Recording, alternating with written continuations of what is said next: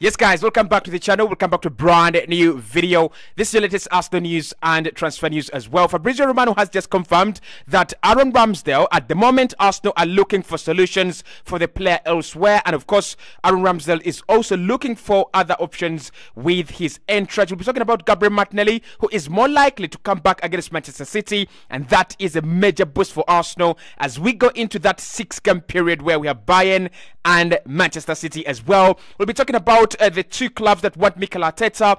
Gerard Piqué was speaking about it yesterday, and he said if there was one manager that he wants to get to Barcelona right now, it would be Mikel Arteta. Will Mikel Arteta leave Arsenal for FC Barcelona? And of course, Rio Ferdinand there saying that Mikel Arteta cannot turn down Manchester United if they came in for him. I want your thoughts because that is where the debate is this morning.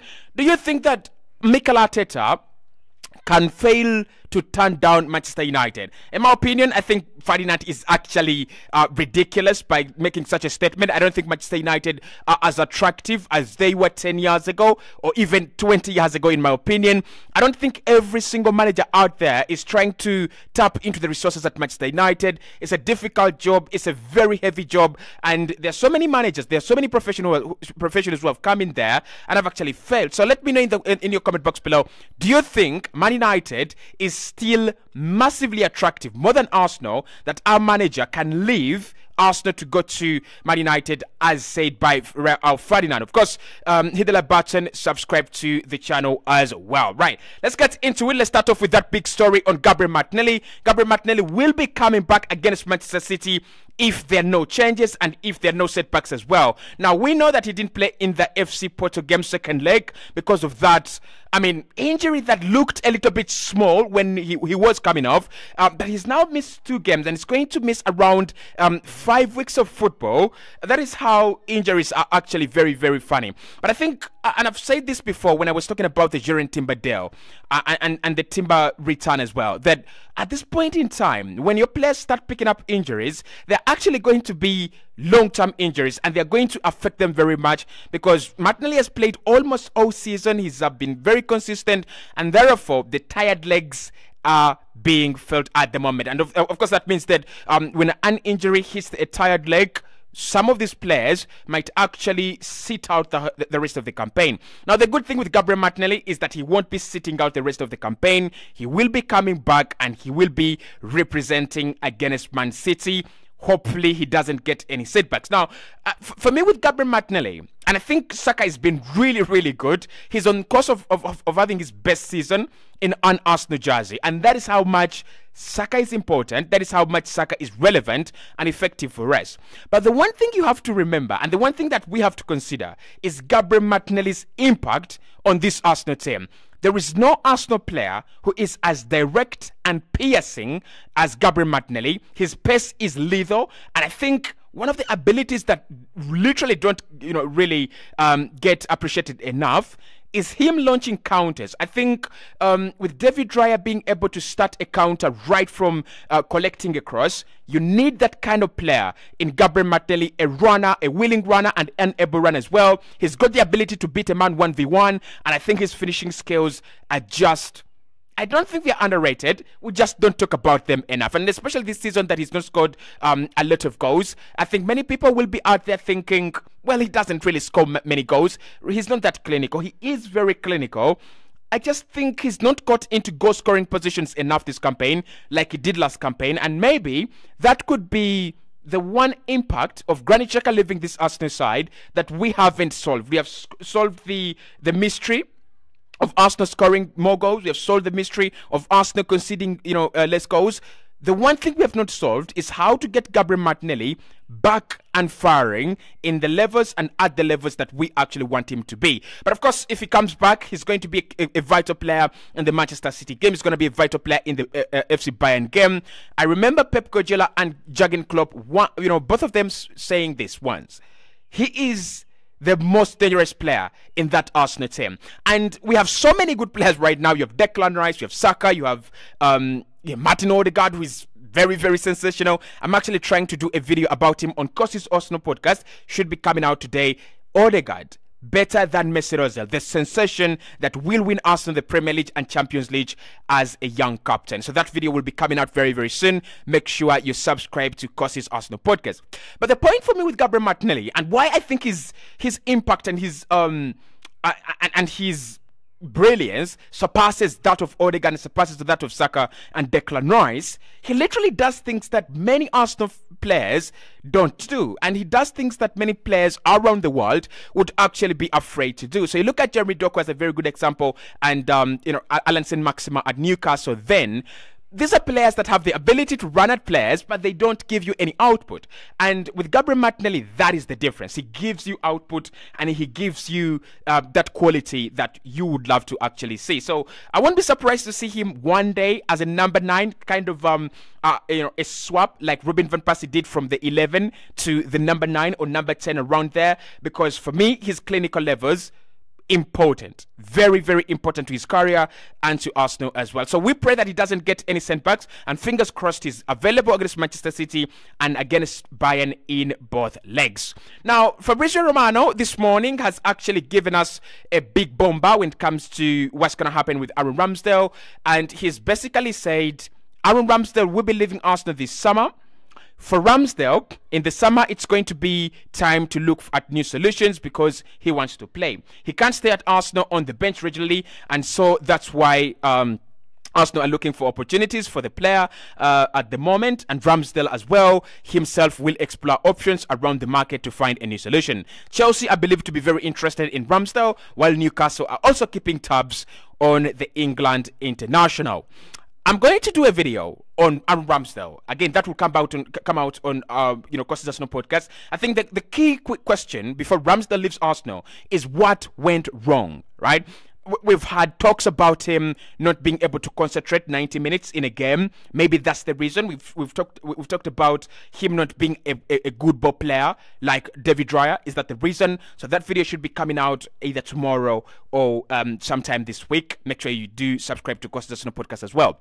But the issue for me with Ramsdale is I don't want him to go to a big side. I'm sorry. I just don't want him to go to a high caliber side because I know the level this guy is at. And I know many Arsenal fans here think that because we have David Raya, we are good to go. We don't deserve Ramsdale, and Ramsdale doesn't deserve to be at this Arsenal side or anything like that. I think that is kind of disrespectful. I think he is a good player. He's a talent, a young goalkeeper who is bound to make mistakes, right?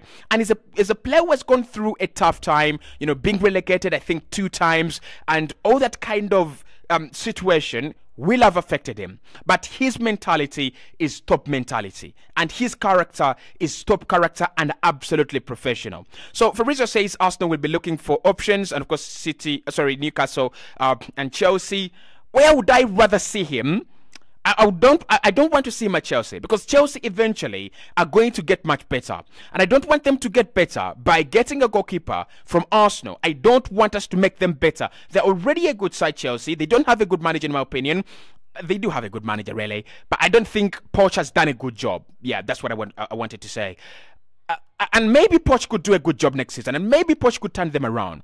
But even if Poch doesn't turn them around, there's going to come a guy that is going to turn this Chelsea side around, and they're going to be massively much better. So I don't want Ramsdale to go to Chelsea. Newcastle, I'm skeptical about their existence, and I don't think they have really found a reason to believe in themselves, and I don't also think that they have a definition of who they are and where they want to be at the moment.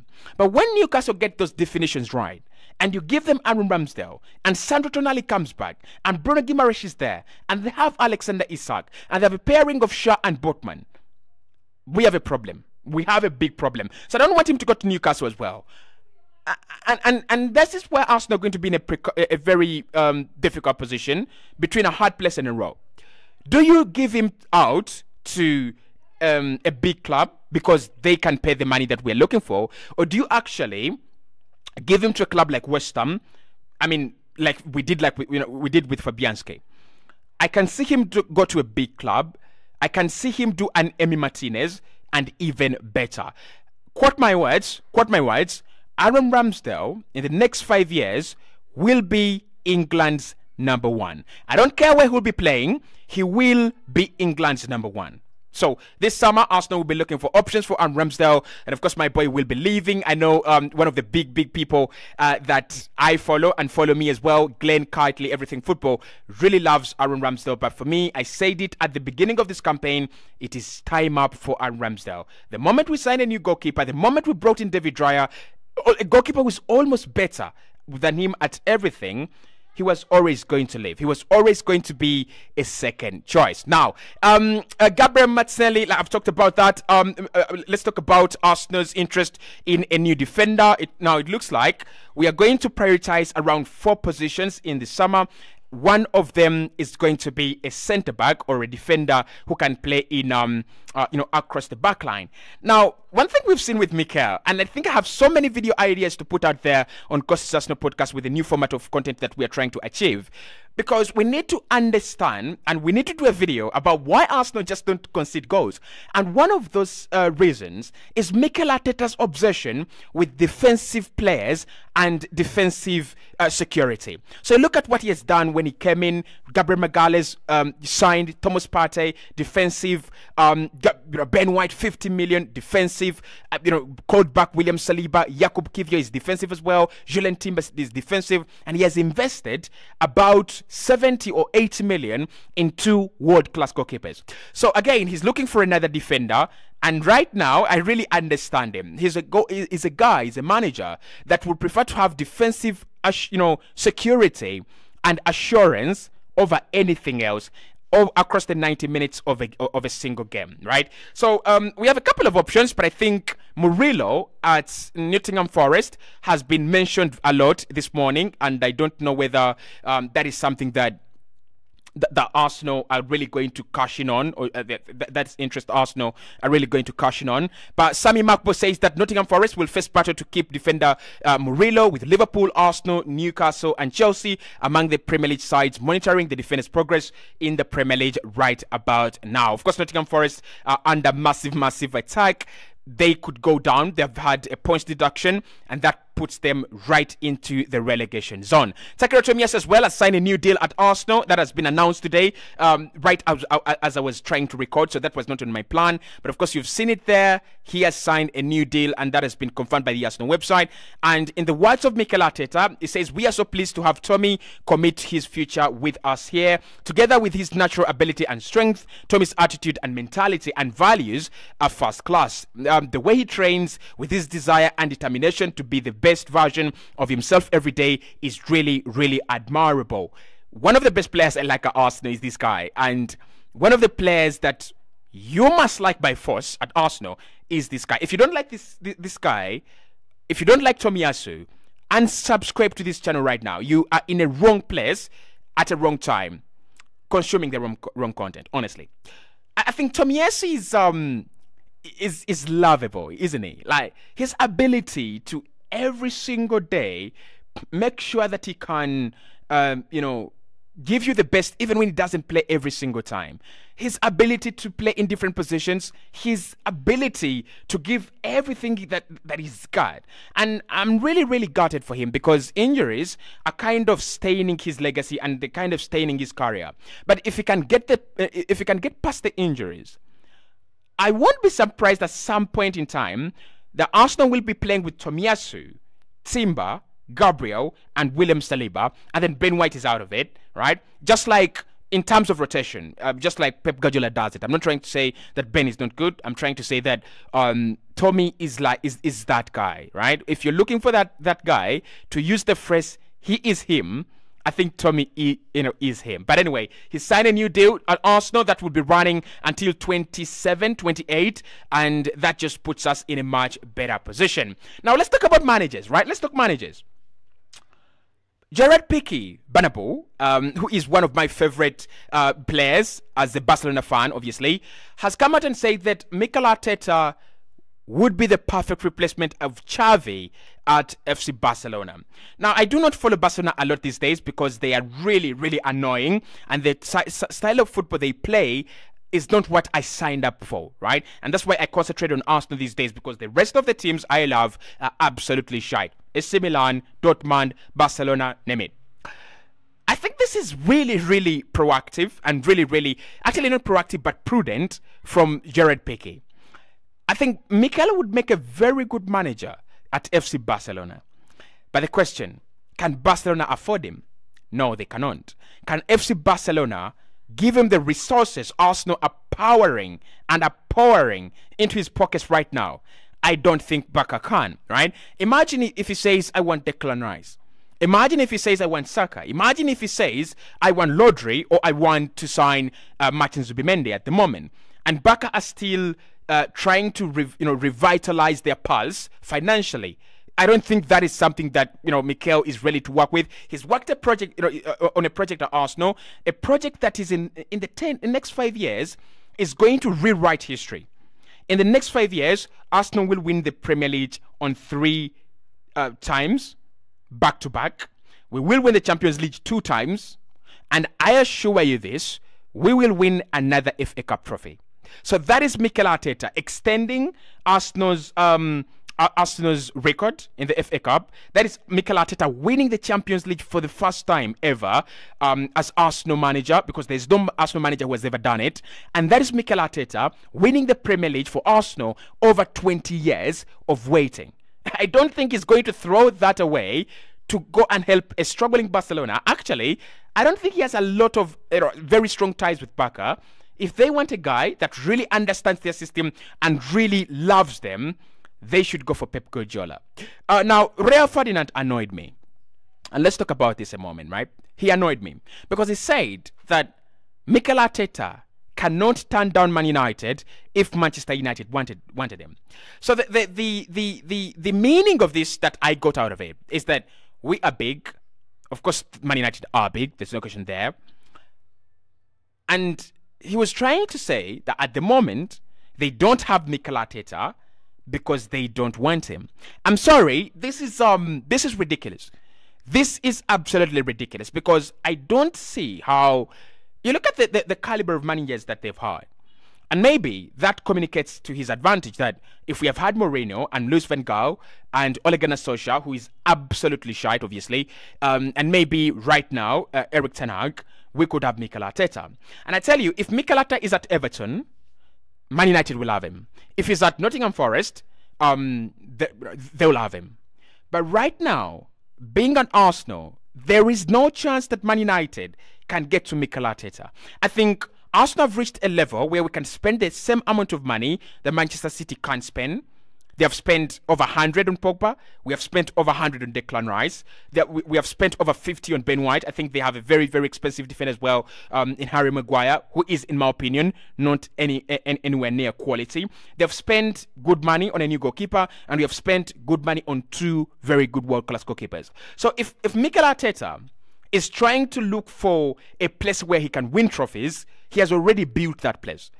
I don't think then Man United is the right destination. So if you tell me that Man City would want him, I might understand. Or Bayern, or Barcelona, or Real Madrid. But at the moment, and Man United's dire situation, they can attract Mikel Arteta.